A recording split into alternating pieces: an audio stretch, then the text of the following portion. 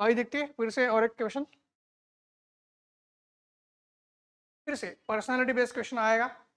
Doctor B R Ambedkar जो है हमारे इंडियन कॉन्स्टिट्यूशन के जो फादर माने जाते हैं, यानी जो ड्राफ्टिंग कमेटी थी इंडियन कॉन्स्टिट्यूशन के, उसके चेयरमैन थे वो। भारत भारत का जो संविधान है उसको बनाने में तो सारे लोगों का कंट्रीब्यूशन है या योगदान है। वो हमारे फोर फादर्स माने जाते हैं और जो उस समय कॉन्स्टिट्यूंट असेंबली में थे डॉक्टर बी आर अम्बेडकर, उनको खास खास करके याद रखा जाता है। इसके बारे में एक question, the following parties were established by doctor B R Ambedkar. First, the peasants and the workers party of India. Second, all India scheduled caste federation. And third, independent labour party. तो डेफिनेटली ये question ऐसा है कि थोड़ा सा off beat या हट के क्वेश्चन है, अनटच एरिया का क्वेश्चन। 80% एस्पायरेंट्स या इवन 90% एस्पायरेंट हो सकता है कंफ्यूज हो जाए।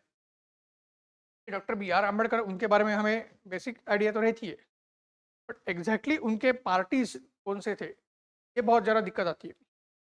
खास करके उनका एक ऑर्गेनाइजेशन हमें पता होता है, बहिष्कृत हितकारिणी सभा ने सामान्य कमीशन को सपोर्ट किया था ताकि डिप्रेस क्लासेस को सेपरेट इलेक्ट्रेट मिलने चाहिए। ये जो डिमांड लाई गई थी डॉक्टर बी आर अम्बेडकर और उनकी बहिष्कृत हितकारिणी सभा की तरफ से, सामान्य commission was somewhere showing a positive trend or positive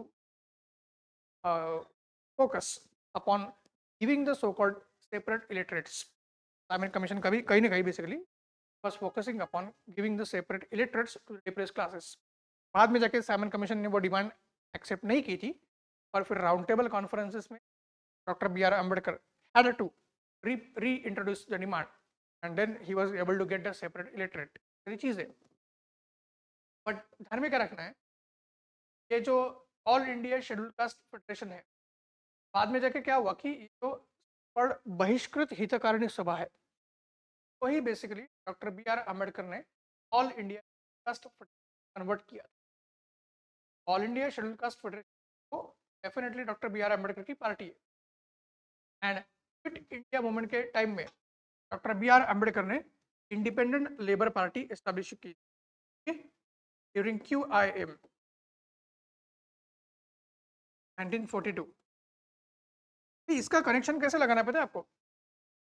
जब Quit India movement Mahatma Gandhi ji ने शुरू की थी तो हमें यह पता है कि गांधी जी और डॉक्टर बी आर अम्बेडकर दोनों ग्रेट पर्सनैलिटीज है, दोनों के बीच में लेकिन डिफरेंसेस बहुत सारे आते थे। और इस वजह से क्या है कि doctor B R Ambedkar is known as one of the most important and one of the most severe critic of doctor B R Ambedkar. और उस वजह से sorry doctor B R Ambedkar is known as one of the most important and severe critic of the Mahatma Gandhi. ठीक है, और उस वजह से होता यह है कि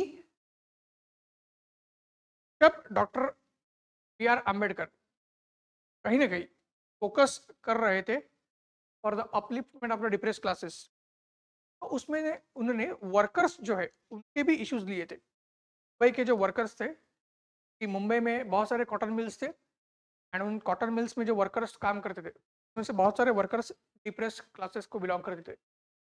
तो they were belonging to depress class also and they were also the part of a working class to so called labour या वर्कर्स। और इस वजह से डॉक्टर बी आर अम्बेडकर ने के अपलिफ्टमेंट या उनके एम्पावरमेंट के लिए बहुत सारे एजिटेशंस किए, बहुत सारे लीगल इनएक्टमेंट लाने की कोशिश की या गवर्नमेंट को रिकमेंडेशन दिए थे। और डॉक्टर बी आर अम्बेडकर जो है he was the staunch opponent of Quit India movement. Doctor B R Ambedkar ने क्विट इंडिया मूवमेंट को अपोज किया था। वो महात्मा गांधी जी का वो अल्टीमेटम है, करेंगे या मरेंगे और डू और डाई या क्विट इंडिया दैट इज चले जाओ, ये उनको पसंद नहीं आया था, उनको अनरियलिस्टिक लगा था। और इस वजह से क्या है कि डॉक्टर बी आर अम्बेडकर ने अपने जो वर्किंग क्लासेस है जो उनके बेसिकली कहीं ना कहीं टच में थे या जो उनसे जुड़े हुए थे उनको क्लियरली बोला था कि आपको क्विट इंडिया मूवमेंट में पार्टिसिपेट नहीं करना है, वो क्विट इंडिया मूवमेंट में पार्टिसिपेट नहीं करना है। और क्विट इंडिया मूवमेंट में कांग्रेस ने क्या किया था कांग्रेस की तरफ से डेफिनेटली जो all India trade union Congress था, जो कांग्रेस की लेबर या वर्किंग क्लासेस के वेलफेयर के लिए बॉडी थी, जो आज भी है, तो उस वजह से बहुत सारा वर्किंग क्लास कहीं ना कहीं क्विट इंडिया मूवमेंट में पार्टिसिपेट कर रहा था। बहुत सारा वर्किंग क्लास जो है वो क्विट इंडिया मूवमेंट में पार्टिसिपेट कर रहा था। इस वजह से क्या है, डॉक्टर बी आर अम्बेडकर जो है उन्होंने इंडिपेंडेंट लेबर पार्टी फॉर्म की थी 1942 में। डॉक्टर बी आर अम्बेडकर ने अपने जो वर्कर्स है या अपने साथ जुड़े हुए जो वर्कर्स थे, लेबरर्स थे, उनको लेके इंडिपेंडेंट लेबर पार्टी एस्टेब्लिश की थी, जो कि आईटक से कंप्लीटली डिफरेंट थी। और इस क्यों, क्योंकि डॉक्टर बी आर अम्बेडकर वो क्विट इंडिया मूवमेंट को सपोर्ट नहीं कर रहे थे, इसलिए इंडिपेंडेंट लेबर पार्टी ये जो फॉर्मेशन है वो सही है। All India Schedule Caste federation, वो आपका आंसर 2 और 3 आएगा। ठीक है, और यहाँ पे ध्यान में रखना है स्टूडेंट एंड वर्कर्स जो पार्टी है वो कहीं ना कहीं सिविल डिसओबीडियंस मूवमेंट है ना, इसी के समय में आई थी, सीडीएम के आसपास आई थी या सीडीएम के समय में आई थी। और पे इम्पोर्टेंट रोल प्ले किया था सोहन सिंह जोश।